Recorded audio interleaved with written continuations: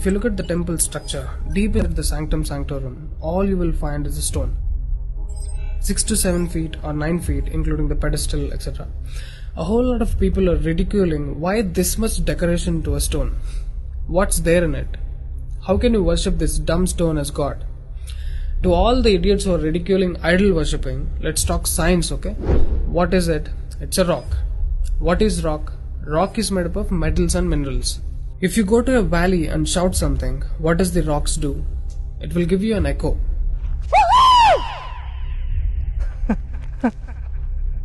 It's an open place. The sound travels, hits the rock and throws it back. This phenomena is called echo and it's scientifically proven, everybody knows it. Depending on how loud you send the sound waves, accordingly rocks will throw back an echo. Every rock, that's why you will hear 2-3 sounds at different intervals. Visually you cannot see what's happening, but you can hear it. This is in open space. Imagine if you're doing it in a closed place. What would be the amount of echo? Obviously much more than the open space. Let's get inside the temple. You will find a linga or a statue made of a rock. And it's placed in a closed wall structure with a Galigopuram on the top. That means a pyramid structure with a tip pointing to the sky. There will be no ventilation. Tight packed and covered with stone walls to a precision where even the light cannot enter. Now people send some sounds to the rock. Not just today, it's been practiced since thousands of years. They are sending some sounds to the rock continuously, right from the morning to afternoon to evening till night, every day. We all know that sound has a form. To all the lower IQ people, I'm going to show you a few experiments where particles form different patterns and forms due to various types of sounds. I saw a beautiful music video in this channel in which they show how water, fire, particles respond to the sound. It's an incredible experiment, you must watch it. It is a film to describe to you the effect of cymatic frequencies. Now, 72% of your body is water. 12% is earth, 6% is air, 4% is fire and the remaining is space. Don't you think this sound has an impact on your system? Look at how drastically the water is responding to the sound. Similarly, fire. In fact, everything in the cosmos responds to the sounds.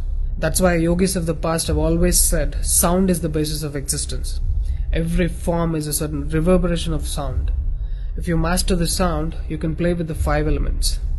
That's how the sages of the past used to walk on water, disappear into the air, walk through the walls, etc.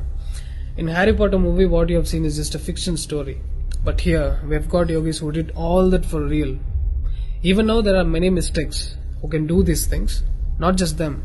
You and I can do it if we attain certain mastery over the sound. You need a perception beyond the senses to do that. For that, you need to do a different level of sadhana. You can't do that in a laboratory through some dumb experiment. All those who tried either ended up neurotic or died an utter failure. Wasted a lot of money in the research. So except Dhyanam, technically there is no other way. Sorry to disappoint the people who are lazy to yoga. Okay, sound. I recommend you to watch more such experiments in YouTube to understand better what I'm trying to say here. Inside the temple, they chant some mantras. What happens is, the sound will touch the stone and bounce back in different directions. Because it's a closed room, the sound has to pass out through the main door. And whoever is standing in front will be completely soaked in that energy. Now, what do they chant? Vishnu Sahasranamam in the morning and Lalita Sahasranamam in the night. There is Shivopasana Mantram, Lingastakam, Am Namah Shivaya, Nirvana Shatakam, etc., which will have different impacts on the human system.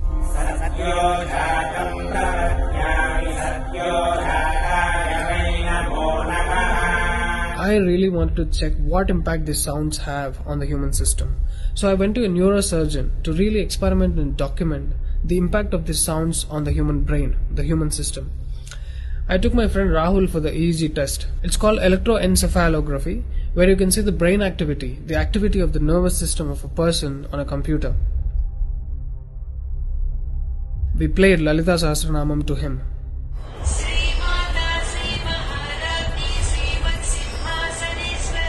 Rahul, relax your face.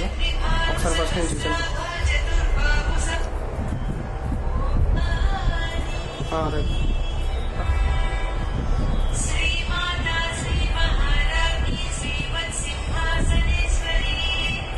The kind of parasympathetic differences that he's getting is anonymous. Oh my god, then I understood. These sounds are engineered in such a way that the rhythm of the chant will go inside your parasympathetic nervous system and will put you into deep sleep within 3 to 5 minutes. First thing is, the chant is some thousands of years old. How could these ancient sages know that these sounds impact the parasympathetic nervous system? This they do it in the night. And in the morning they chant Vishnu Sahasranamam, the 1000 names of Bhagavan Vishnu. And again, these sounds are engineered in such a way that it will wake you up to a peaceful and refreshing state of mind. I'm sure most of you are suffering with painful wake-ups, with such an irritated mind that you can't sleep and you don't enjoy waking up. If you listen to Vishnu Sahasranamam in the morning, it will clear all these clutches in the brain and you will be super fresh when you wake up.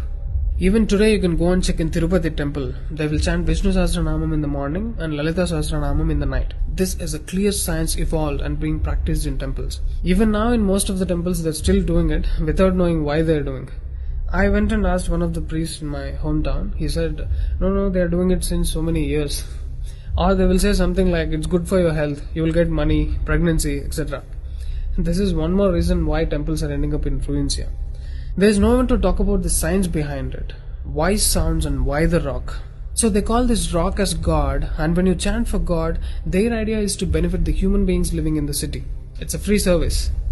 Will your doctors treat you for free? But these temples are doing it for free, since ages. But now, these temples are under attack. It's time to free them from government's control. Temples' properties are being looted.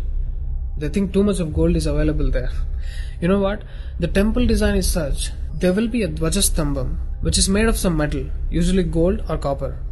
Brass is a good conductor of sound, gold is an excellent conductor of electricity, and it has higher receptivity of the energy. To all the idiots who are worried about so much gold being used in the temple construction, just smack them with this video.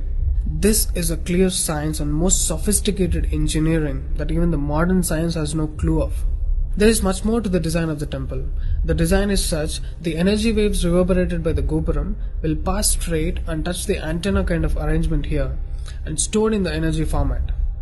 People are supposed to touch it. A lot of people touch their heads without knowing why they are doing it. And then you are supposed to walk into the space which is filled with this energy transmitted by the rock inside. Doesn't matter whether you are a Muslim, Hindu or a Christian, you can't escape the energy. You will be basked in the glory of that energy. You can actively feel the difference after you pass through the path.